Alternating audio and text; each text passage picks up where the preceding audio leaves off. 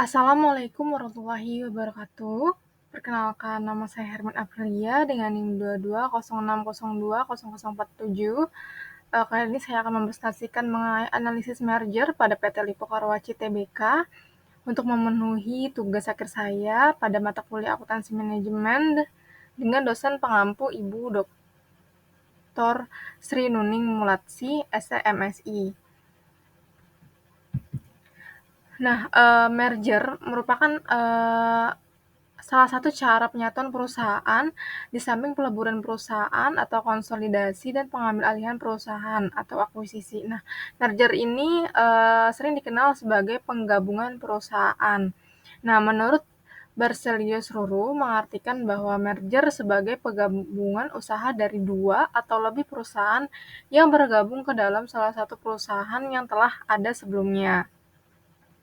Nah, kita lanjut, ada sejarah singkat di mana PT Lipo Karawaci ini merupakan perusahaan yang bergerak di bidang real estate dan cukup terbuka di Indonesia, serta dinilai sebagai perusahaan real estate yang terbesar berdasarkan pendapatan, aset, dan laba bersih. Sebelum melakukan merger, PT Lipo Karawaci ini bernama PT Tunggal Reksa Kencana yang berdiri pada tanggal 24 Oktober 1990 sebagai anak perusahaan dari Lipo Group. Nah, pada tanggal 5 Januari 1993, Lipo Karawaci ini secara resmi membuka pembangunan kota mandiri bernama Lipo Village yang berada di Kelapa II dan Kecamatan Curug, Tangerang, Jakarta Barat, serta membangun kota mandiri di kawasan industri ringan yang lokasinya sekitar 40 km sebelah timur Jakarta yang diberi nama Lipo Cikarang. Dan di tahun 1997, Lipo Karawaci mengembangkan kota mandiri Tanjung Bunga di Makassar yang menjadi kota mandiri pertama di Indonesia Timur. Nah, tadi adalah sekilas sejarah singkat dari PT Lipo Karawaci sebelum di merger. Nah, di sini ada merger PT Lipo Karawaci Tbk. Di tahun 2004, ada 8 perusahaan di bawah naungan grup Lipo yang bergerak dalam bisnis properti dan rumah sakit melakukan merger ke PT Lipo Karawaci Tbk. Nah, ke-8 perusahaan ini apa saja? 4 diantaranya merupakan perusahaan terbuka, yaitu terdiri dari PT Lipo Land Development Tbk, bergerak di bisnis properti dan real estate. Terus yang kedua ada PT Siloam Healthcare Tbk, bergerak pada bisnis rumah sakit. Yang ketiga ada PT Arya Duta Hotels Tbk, bergerak pada bisnis pariwisata dan hotel. Dan yang keempat ada Lipo Karawaci Tbk, yang bergerak pada bisnis properti dan real estate. Nah, selanjutnya 4 perusahaan lainnya ini adalah PT Kartika Abadi Sejahtera, yang merupakan perusahaan investasi dengan aset utama PT Goa Makassar Tourism Development Tbk. Nah, yang kedua ada PT Sumber Waluyo, merupakan bergerak di bisnis mengoperasikan Rumah Sakit Budi Mulya Surabaya. Nah, yang ketiga ada PT Ananggadipa Berkat Mulia, yang merupakan perusahaan investasi. Dan yang terakhir ada PT Metropolitan Tata Nugraha, yang merupakan bergerak di operasional hotel. Nah, itu tadi ke-8 perusahaan yang melakukan merger ke PT Lipo Karawaci Tbk. Nah, alasan melakukan merger karena yang pertama untuk meningkatkan efisiensi operasional, memperkuat posisi pasar, dan menciptakan nilai tambah bagi pemegang saham. Yang kedua, untuk meningkatkan efisiensi operasional dan manajerial dari perusahaan-perusahaan yang digabungkan sehingga dapat mengurangi biaya overhead, memanfaatkan sinergi antara unit bisnis, dan mengoptimalkan alokasi sumber daya, dan juga meningkatkan kualitas layanan dan produk yang ditawarkan kepada pelanggan, serta meningkatkan daya saing di industri properti dan rumah sakit. Nah, di sini ada akibat dari merger. Akibat dilakukannya merger pada ke-8 perusahaan tersebut. Yang pertama, adanya perubahan struktur kepemilikan saham dari perusahaan yang baru, yaitu PT Lipo Karawaci Tbk. Nah, yang kedua, Berdasarkan data yang tersedia, konsentrasi kepemilikan saham terbesar setelah penggabungan usaha pada Lipoland yang memiliki 70,48% saham, sedangkan konsentrasi kepemilikan saham terkecil ada pada Siloam yang memiliki 4,5% saham. Nah, selanjutnya ada penjurnalan dan perhitungan setelah adanya aktivitas merger. Nah, di sini kita akan melihat hasil evaluasi nilai saham dari dua perusahaan, yaitu Lipoland dan Siloam, di mana dijelaskan sebelumnya bahwasannya Lipoland adalah pemegang, di mana Lipoland ini memiliki 70,48% dan Siloam ini memiliki 4,5% saham dan merupakan saham terkecil, sehingga yang akan menjadi evaluasinya adalah Lipoland dan Siloam. Nah, di sini ada tabel nilai wajar perusahaan peserta penggabungan hasil kesepakatan. Kalau dilihat Lipoland ini, penilaian saham yang disepakati dalam penggabungan ini sebesar 147,5,31 miliar. Dan untuk Siloam sebesar 474,53 miliar. Nah, selanjutnya, untuk mencari nilai intrinsik saham Siloam dan Lipoland dapat dicari dengan membagi value perusahaan atau equity value dengan jumlah saham yang beredar pada tahun 2003, merupakan saham terakhir sebelum dilakukan merger, yaitu pada tahun 2003,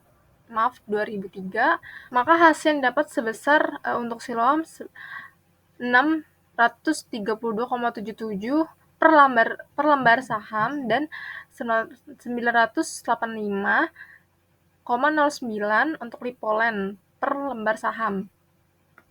Nah, di sini ada tabel komparasi harga saham. Kalau dilihat dari perbandingan di atas, dapat dilihat bahwa nilai aparsial yang diberikan oleh independent appraisal untuk Lipoland overvalue, sedangkan untuk Siloam undervalued. Nah, di sini berdasarkan perhitungan yang telah dilakukan oleh Utama pada tahun 2006, ada 3 metode dengan hasil yang berbeda. Yang pertama ada market value versus appraisal value, di mana di sini nilai perbandingan appraisal value dengan market value di atas 1, yaitu 4,24 untuk Lipoland dan 2,31 untuk Siloam. Nah, appraisal value tidak mencerminkan nilai intrinsik saham. Nah, yang kedua ada cumulative abnormal return, di mana distribusi cumulative abnormal return ini tidak merata terhadap pemegang saham mayoritas dan minoritas. CAR positif sebagian besar terdistribusi di pemegang saham mayoritas, sementara CAR yang negatif sebagian besar terdistribusi dari pemegang saham minoritas. Dan yang ketiga adanya struktur kepemilikan.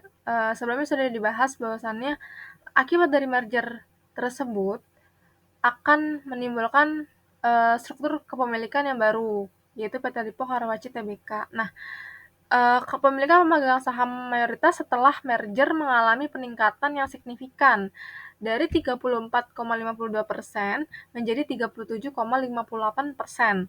Nah, sedangkan kepemilikan pemegang saham minoritas setelah merger mengalami penurunan dari 65,48% menjadi 62,42%.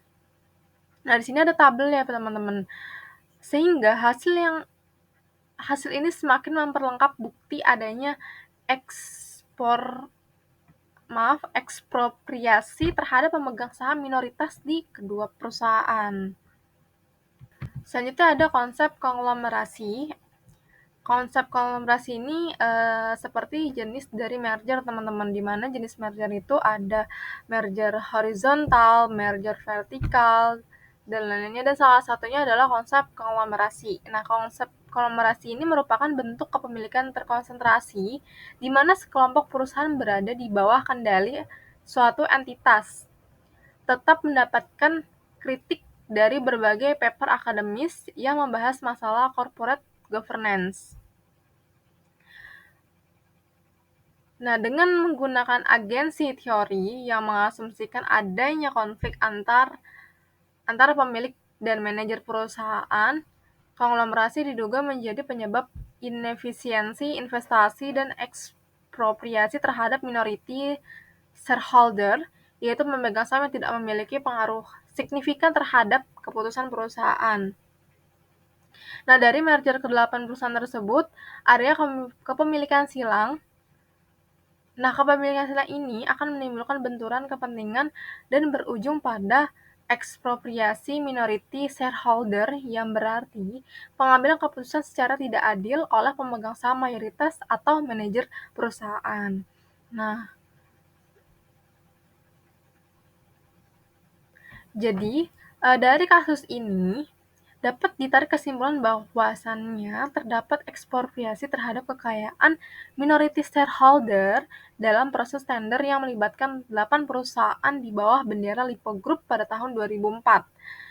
Expropriation dapat berupa manipulasi laba, penjualan output dan aktiva, sekuritas tambahan yang dikendalikan insiders di perusahaan lain yang dimiliki oleh insider sendiri di bawah harga pasar, sehingga menimbulkan transfer pricing, asset stripping, dan investor dilution yang meskipun legal mempunyai efek sama dengan mencuri atau fraud, penipuan. Nah, dari persoalan yang timbul dalam pengolahan perusahaan berasal dari benturan kepentingan, baik perbedaan antara manajemen seperti dewan komisaris dan direksi dengan pemegang saham. Lalu antara pemegang saham, pengendali, seperti pemegang saham sendiri di Indonesia biasanya mayoritas, dengan pemegang saham minoritas, biasanya adalah pemegang saham publik. Baik, itu tadi presentasi mengenai analisis merger PT Lipo Karawaci Tbk. Mohon maaf atas segala kekurangan saya dalam menjelaskan analisis ini. Semoga bermanfaat untuk teman-teman. Sekian dan terima kasih. Wassalamualaikum warahmatullahi wabarakatuh.